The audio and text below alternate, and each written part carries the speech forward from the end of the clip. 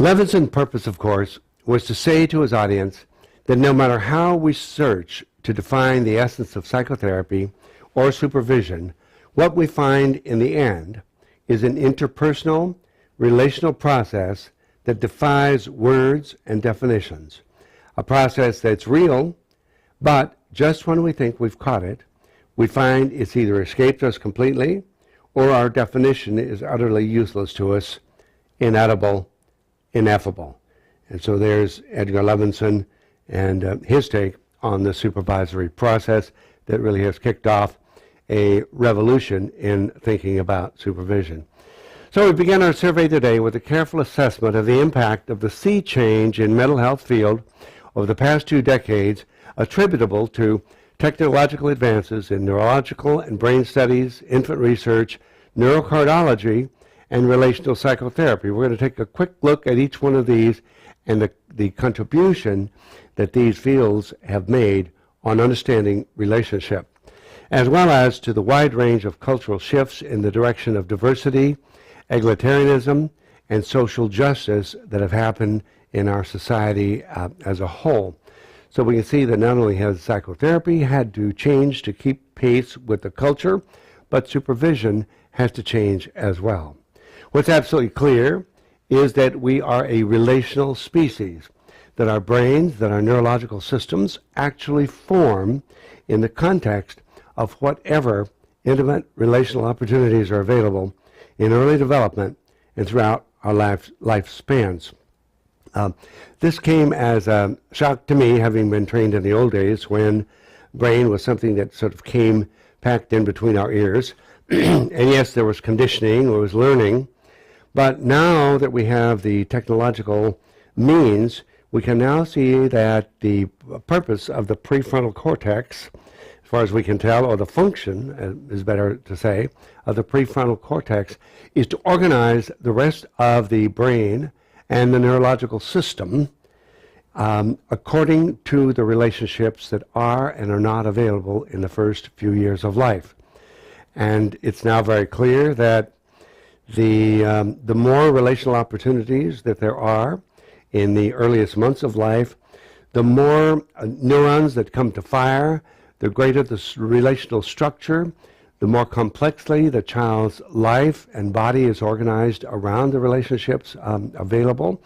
And we now know that along about the 12th to 14th month, the brain actually sloughs off, kills millions, if not billions, of neurons, making room for how the scaffolding has organized it, so that the scaffolding of the brain is in place in the early part of the second year of life. And during this whole period, it's the affect regulation that goes back and forth between the caregivers and the child that form the neurological structure that will be that child's for the rest of his life. And now we're aware that every brain is absolutely unique based upon these early relational affective regulation processes. So that in the context of whatever the relationships are, and that this actually goes on throughout a lifetime.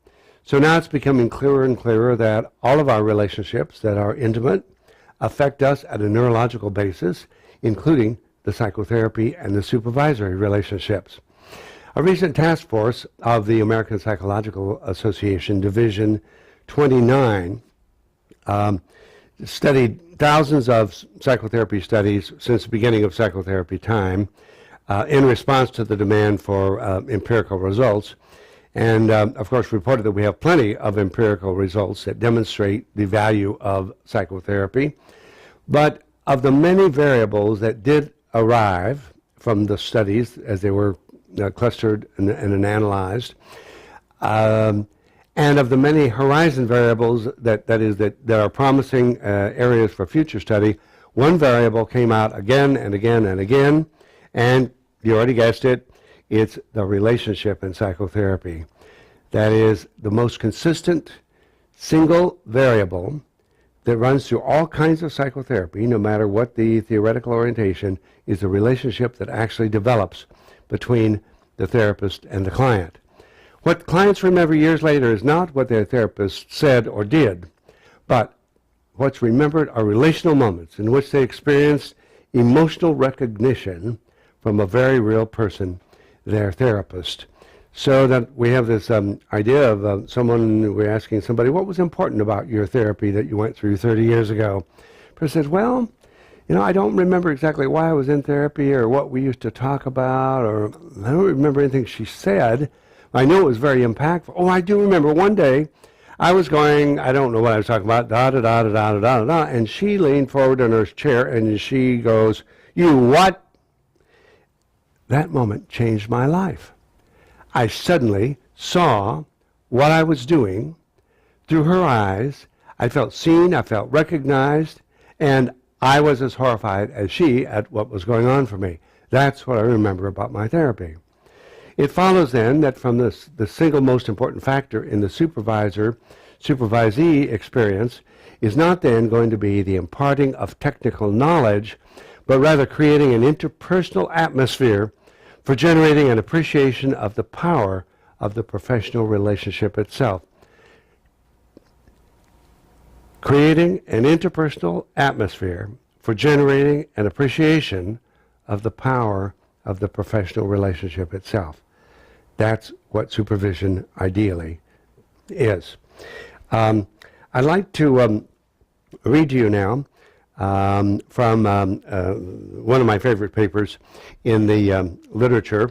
This is from a psychiatrist, psychoanalyst in Boston, Jonathan Schindelheim, and he is here to tell us about an experience that he had and then about a dream that he had about a supervisory process.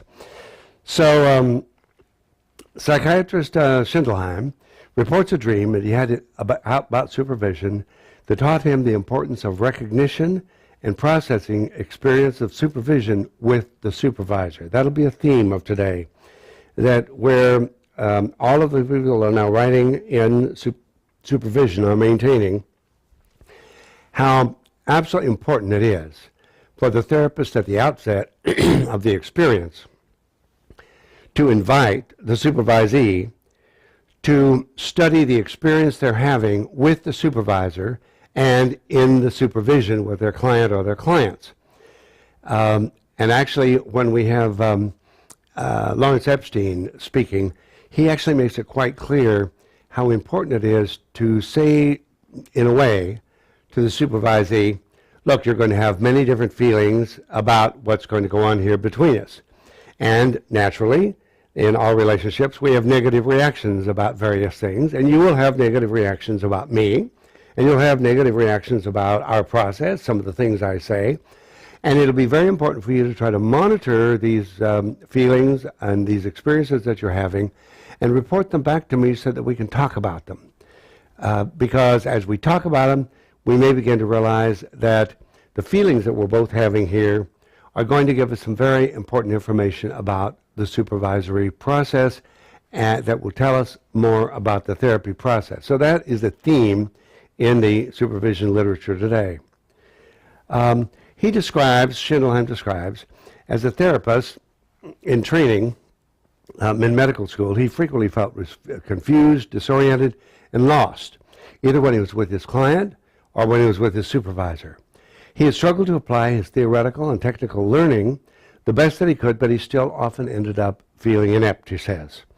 One day he attended a supervisory seminar held by self-psychologist Evelyn Schwaber in Boston that changed his entire way of experiencing and thinking about his work.